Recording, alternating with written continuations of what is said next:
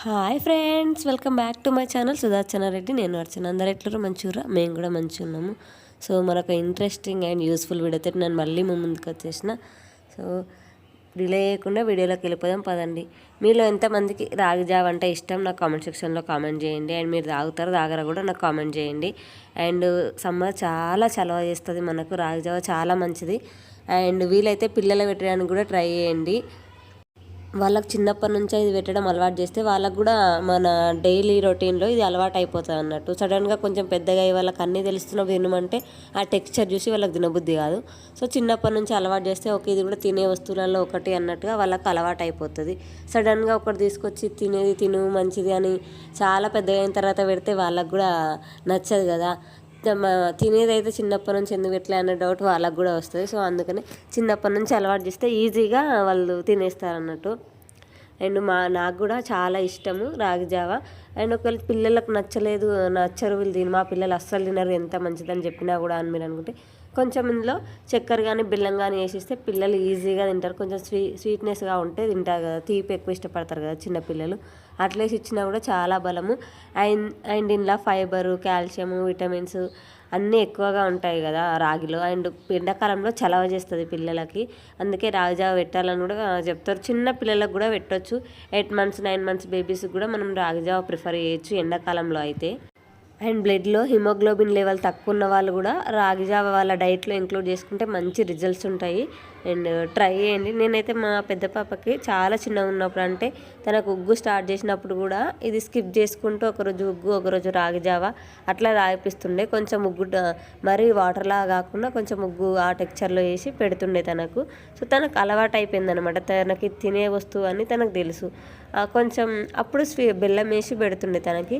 So తనకి ఇప్పుడు నచ్చట్లే బెల్లం వేసి, ఉప్పేసి తింటేనే తనకి నచ్చుతుంది. పాలు రాగి జావలో కొన్ని పాలు కొద్దిగా ఉప్పేసిస్తే తను తినేస్తుంది మంచిగా ఈజీగా. అండ్ ఇష్టం అన్నట్టుగా కొంచెం ఈ స్పూన్తో తాగుతుంటే పిల్లలకి అది అట్లా తాగడం ఇష్టం ఉంటుంది కదా. అందుకని నేను అట్లనే వదిలేసిన. ఎట్లయినా సరే అది కడుపులోకి పోయింది కావాలన్నట్టుగా.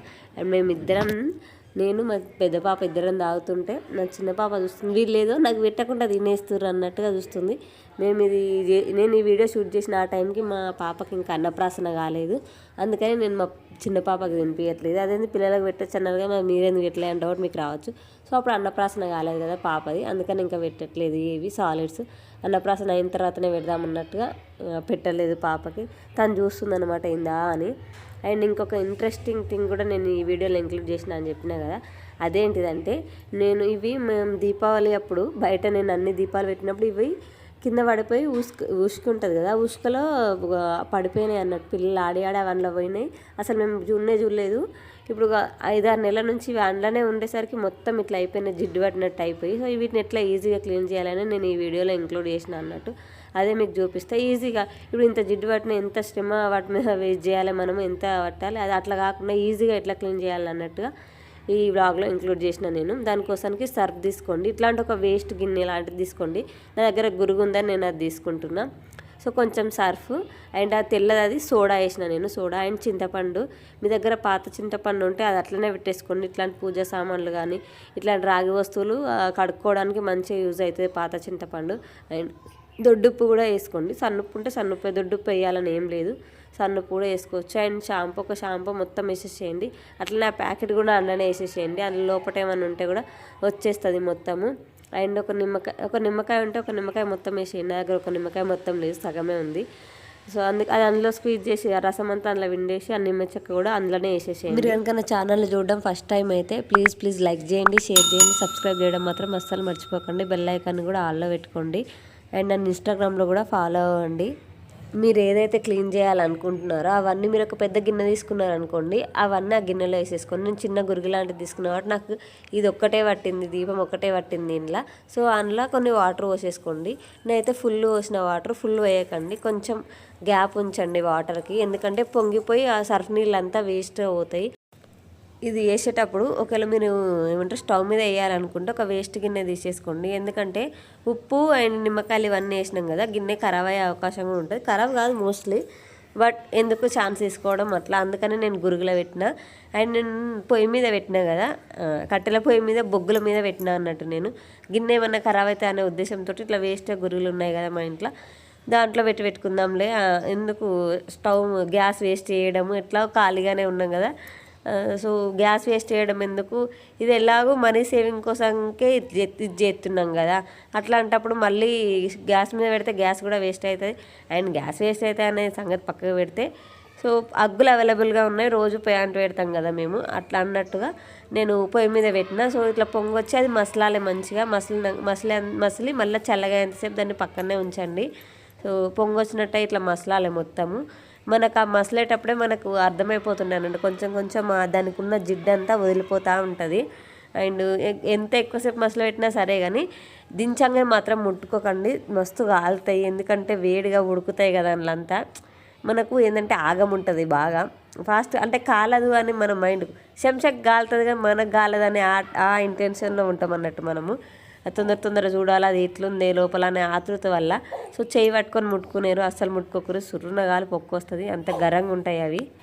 ఉప్పు, నిమ్మకాయ, చింతపండు ఇవన్నీ వాడినాం కదా, ఇవైతే క్లీనింగ్లో మంచిగా ఉపయోగపడతాయి. ఉప్పు నిమ్మకాయ అయితే మనకి మామూలుగా ఉప్పు నిమ్మకాయ పెట్టి కూడా క్లీన్ చేసుకోవచ్చు, కానీ ఇవి చాలా డేస్ అయింది కదా, అందుకే ఉడకబెట్టి ఇదంతా ప్రాసెస్ చేసిన. లేదంటే అంటే రెగ్యులర్గా మనం పూజ సామాను వాడుకునేవి, రోజు మనం క్లీన్ చేసుకునేవి అయితే ఉప్పు నిమ్మకాయతో ఈజీగా క్లీన్ అయిపోతాయి. సో ఇట్లా ఎన్నో డేస్ అయిపోతుంది, అసలు అవి క్లీనే చేయలేదు, బాగా జిడ్డు పట్టిపోయి ఉన్నాయి అన్నప్పుడు ఇట్లా ట్రై చేయండి, ఈజీగా పోతాయి మనకు ఆ ఉడికేటప్పుడే మ్యాక్సిమం పోతుంది, 80% పోతుంది. మిగిలింది మనము ఇట్లా బ్రష్ తోటి కానీ స్క్రబ్బర్ తోటి కానీ క్లీన్ చేసుకుంటే ఈజీగా క్లీన్ అయిపోతుంది. అందులో ఉన్న నిమ్మ చెక్కలు అండ్ చింతపండు అదంతా ఉంది కదా, దాంతో కూడా క్లీన్ చేసుకుంటూ ఉంటే మధ్యలో ఆ సర్ఫ్ పవర్ అంతా బట్టి మనము ఈ బ్రష్ తోటి రాస్తూ ఉంటే ఈజీగా క్లీన్ అవుతుంది అన్నట్టు, మనకు శ్రమ లేకుండా. అండ్ మరీ ఎక్కువ జిడ్డు ఉంటే స్టీల్ స్క్రబ్బర్ ఉంటుంది కదా, ఆ స్టీల్ స్క్రబ్బర్ తోటి కొద్దిగా రుద్దినట్టు చేయండి. ఎందుకంటే చాలా డేస్ అయ్యి నూనె మొత్తం అందులోనే ఏమంటారు ఒత్తంతా కాలిపోయి నూనె సమర్ అంతా పట్టుకుంది కదా దానికి, అందుకే స్టీల్ పీస్ వేసి రాయాల్సి వస్తుంది. ఇంకా నేను ఉడకబెట్టి ఇదంతా వేసిన కాబట్టి ఇది ఇంత ఈజీగా పోతుంది, లేకపోతే అస్సలు పోదు, జిడ్డు పట్టేసి ఉంది. నాకైతే ఏదైనా కడగాలి, తోమాలి, లేకపోతే ఏదైనా క్లీన్ చేయాలి, ఈరోజు ఈ పని చేయాలి అని అనుకుంటున్నా, ఆ రోజంతా మనసంతా దాని మీదనే ఉంటుంది. కానీ పడుకున్నా కూడా నిద్రలో కూడా దాని గురించి ఆలాపన ఉంటుంది అనమాట. మీకు కూడా అట్లనే ఉంటుంది, అట్లనే అనిపిస్తుందా? నాకు కామెంట్ సెక్షన్లో కామెంట్ చేయండి. నాకైతే ఆ రోజంతా ప్రాణమంతా వాటి మీదనే ఉంటుంది, ఎప్పుడు చేస్తానో చెయ్యను, ఇంకా చేయలేదు అని. సో అయిపోయేదాకా దాని మీదనే ఉంటుంది ఇక మనసు అంతా. అయిపోయినాకనే నాకు ప్రశాంతత వస్తుంది. సో ఇట్లా క్లీన్ చేసిన తర్వాత చూసిరా ఎంత నీట్గా క్లీన్గా అయిపోయినాయి అంటే కొత్త వాటిలాగా అయిపోయినాయి. సో ఇట్లా సాటిస్ఫైయింగ్గా ఉంటాయి కొన్ని థింగ్స్ మనం చేసినప్పుడు.